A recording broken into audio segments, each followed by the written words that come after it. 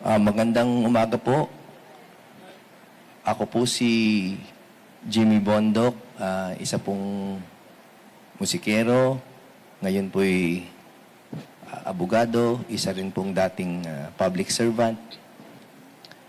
At ako po ay nagpapasalamat sa PDP na sinamahan pa ako ni Senator Robin Padilla upang mag-file ng aking COC. Nagpapasalamat ako sa Panginoong Diyos na dinala niya ako dito sa yugto na ito ng aking buhay, and to my family at sa lahat ng mga naging teacher ko, mga teacher, total teachers, month. And to the greatest teacher, of course, Raboni, to my Lord, maraming salamat. Ako po ay tatakbo bilang senador sa 2025 na elections. Matagal na po akong boses ng ilang sektor ng lipunan, ng music industry, private, public, and now even the legal profession. At nais ko pong gamitin ng boses na ito upang i-institutionalize ang anti-corruption. Gumawa po ng isang mabisa na batas na tuluyan ng wakasan ang korupsyon sa Pilipinas. Kaya sana po, samahan ako ng mga nagtitiwala sa akin at sa lahat po ng nakasalamuha ko sa buhay na alam na ang puso ko po at ang aking kakayahan ay gagamitin ko para paunlarin talaga ang buhay ng Pilipinas sa wakas. Ako po ay si Jimmy Bondok, isang boses at isang senatorial candidate under PDP Laban. Maraming salamat po, Sir Jimmy. Tanong po, Gab Humilde, PTV4. Good morning, sir. Nasabi niyo po kanina na nais niyo rin pong maging boses ng entertainment industry po sa Senado. So, kung pala rin po kayo manalo, sir, ano po yung mga panukala po ninyong batas na nais po ninyong ihain? Alam niyo po, ang unang dapat ma-recognize natin ay ang music and entertainment is an economic force and the labor force. At ang puwersa na to ay hindi pa optimized sa ngayong panahon. Hindi tulad sa ibang bansa na gamit ito. Sa Senado, of course, ang kapangyarihan niyan ay mag-concur sa mga treaties. We can encourage the adoption or the creation of treaties para po tayo ay magkaroon ng pag-ugnayan sa ibang bayan and to exchange talent and our music force, no?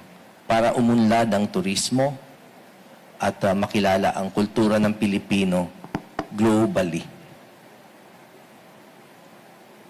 Okay, John, Inquirer.net.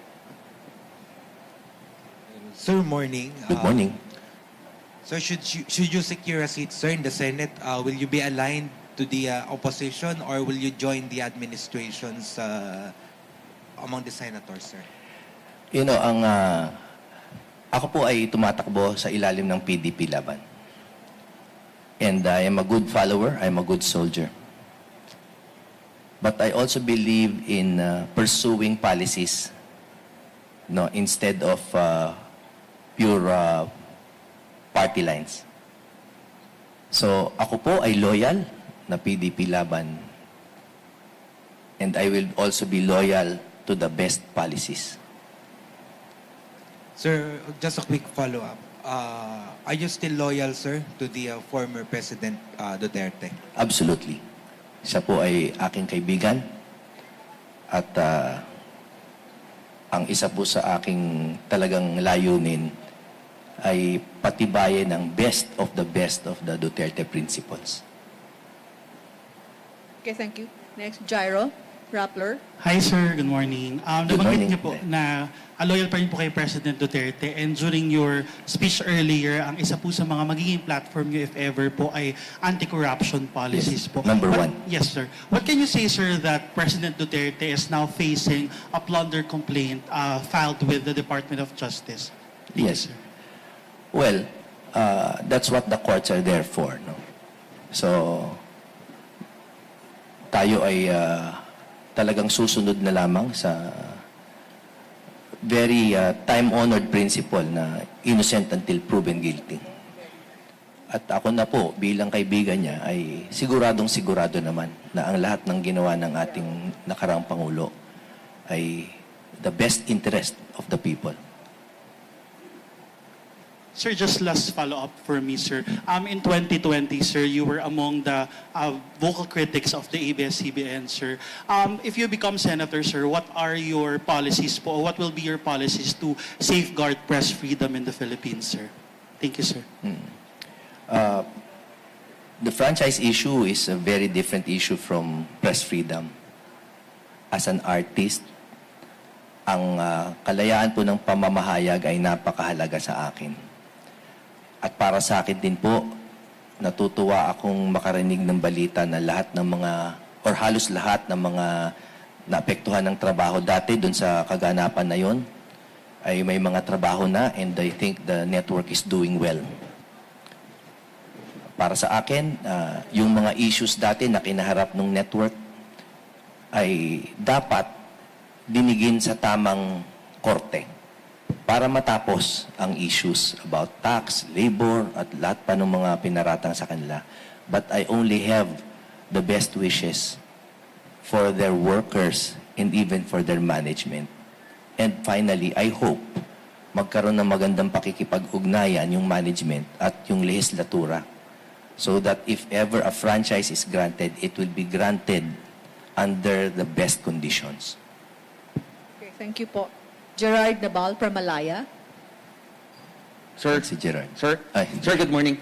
Sir, as a former official of PAGCOR, sir, what can you say with the recent announcement of, not recent, but yung ban on Pogo, sir? And yung kung ano po yung kinalabasan nung pag-flourish ng Pogo sa Philippines? Thank you. Napaka-masalimuot na issue talaga ng Pogo. Sa isang banda, kumikita po ang bayan dyan at hindi galing yan sa pera ng Pilipino, kundi galing sa banyaga. Sa kabilang banda, maraming social disturbance na nagaganap. So para sa akin, that is really, I think, an executive and legislative prerogative. Depende talaga yan sa wisdom ng nakikita nung nakaupo. At ngayon, in their wisdom, nakita nila sa senaryo ngayon, it is best to shut it down. So I respect that. Follow-up. But sir, are you in favor of it, sir? Being one of the former officials of PAGCOR? You know, and I'm not evading, no, I'm making sure very clear yung answer ko. Ang mga gaming issues is very reliant on existing conditions. Ano ba yung klima? No? Kung ang conditions ay maganda, na pwede siyang paandarin, na hindi magkaka-social disturbance, hindi magagalit ang ibang bansa sa atin, if we're able to create it that way, at walang mga social friction, then it's a good economic force. Dahil nung pandemic, marami po sa naitulong natin sa social fund ay galing sa fees from Pogo. Pero again, I'm only in favor of it if it is performed well, regulated well, and under the right conditions. Which is why binabalik ko po yung sagot ko dun sa executive and legislative prerogative talaga yan. Depende sa sitwasyon.